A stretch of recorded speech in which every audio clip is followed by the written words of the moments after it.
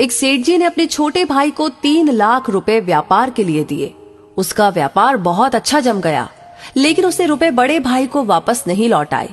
आखिर दोनों में झगड़ा हो गया और झगड़ा भी इस सीमा तक बढ़ गया कि दोनों का एक दूसरे के यहाँ पर आना जाना बिल्कुल बंद हो गया। घृणा व द्वेष का आंतरिक संबंध अत्यंत गहरा हो गया। सेठ जी हर समय हर संबंधी के सामने अपने छोटे भाई की निंदा, निरादर और आलोचना करने लगे। सेठ जी अच्छे साधक भी थे, लेकिन इस वजह से उनकी साधना लड़खड़ाने लगी। भजन पूजन के समय भी उन्हें छोटे भाई का चिंतन होने लगा। मानसिक व्यथा का प्रभाव तन पर भी पड़ने लगा। बेचैनी बढ़ गई, समाधान नहीं मिल रहा था। आखिर वे एक संत के पास गए और अपनी सारी व्यथा सुनाई।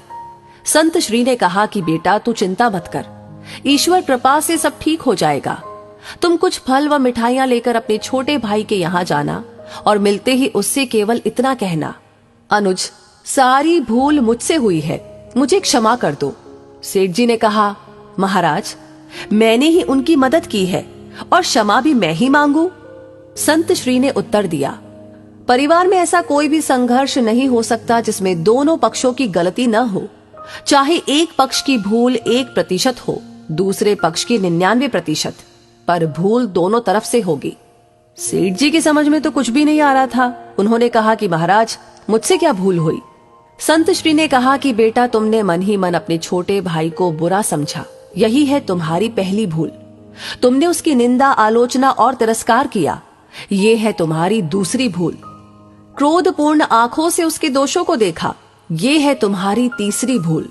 अपने कानों से उसकी निंदा सुनी, ये है तुम्हारी चौथी भूल। तुम्हारे हृदय में छोटे भाई के प्रति क्रोध व घृणा है और ये है तुम्हारी आखिरी भूल। अपनी इन भूलों से तुमने अपने छोटे भाई को दुख दिया है। तुम्हारा दिया दुख ही कई गुना होकर तुम्हारे पास लौटा है। जाओ, अपनी भूल के लिए क्षमा मांगो, नहीं तो तुम न चैन से जी सकोगे और न चैन से मर सकोगे। क्षमा मांगना बहुत बड़ी साधना है और तुम तो एक बहुत अच्छे साधक हो। सेठ जी की आंखें खुल गई। संत श्री को प्रणाम करके वे छोटे भाई के घर पहुंचे। सब लोग भोजन की तैयारी में थे। उन्होंने दरवाजा खटखटाया। दरवाजा उनके भतीजे ने खोला। सामने ताऊजी को देखकर वह अवाक सा रह गया और खुशी से झूमकर जोर जोर से चिल्लाने लगा, मम्मी पापा, देखो कौन आए हैं, ताऊजी आए हैं, ताऊजी आए हैं। माता पिता ने दरवाजे की तरफ देखा, सोचा कहीं हम सपना तो नहीं देख रहे। छोटा भाई हर्ष से पुलकित हो उठा। 15 वर्ष के बाद आज बड़े भैया घर पर आए हैं। प्रेम से गला रुंध गया, कुछ बोल न सका। सेठ जी ने फल व मिठाइयां टेबल पर रखी और दोनों हाथ जोड़कर छोटे भाई को कहा, भाई, सारी भूल मुझसे हुई है, मुझे क्षमा करो। क्षमा शब्द निकलते ही उनके हृदय का प्रेम अश्रु बनकर बहने लगा। छोटा भाई उनके चरणों में गिर गया और अपनी भूल के लिए रो रो कर क्षमा याचना करने लगा। बड़े भाई के प्रेमाश्रु छोटे भाई की पीठ पर और छोटे भाई के पश्चाताप व प्रेम मिश्रित अश्रु बड़े भाई के चरणों में गिरने लगे। क्षमा व प्रेम का अथाह सागर फूट पड़ा। सब शांत, चुप और सबकी आंखों से अविरल अश्रु धारा बहने लगी। छोटा भाई उठकर गया और रुपए लाकर बड़े भाई के सामने रख दिए। बड़े भाई ने कहा कि भाई, आज मैं इन कौड़ियों को लेने के लिए नहीं आया हूं। मैं अपनी भूल मिटाने, अपनी साधना को सजीव बनाने और द्वेष का नाश करके प्रेम की गंगा बहाने आया हूं। मेरा आना सफल हो गया, मेरा दुख मिट गया। अब मुझे आनंद का एहसास हो रहा है। छोटे भाई ने कहा, भैया, जब तक आप ये रुपए नहीं लेंगे तब तक मेरे हृदय की तपन नहीं मिटेगी। कृपा करके आप ये रुपए ले लीजिए। सेठ जी ने छोटे भाई से रुपए लिए और अपनी इच्छा अनुसार छोटे भाई भतीजों में बांट दिए। सब कार में बैठे घर पहुंचे।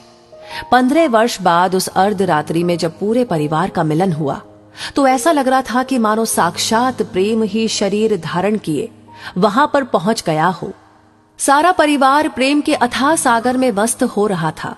क्षमा मांगने के बाद सेठ जी का दुख, चिंता, तनाव, भय, निराशा रूपी मानसिक रोग जड़ से ही मिट गया और साधना सजीव हो उठी। तो हमें भी अपने दिल में क्षमा रखनी चाहिए।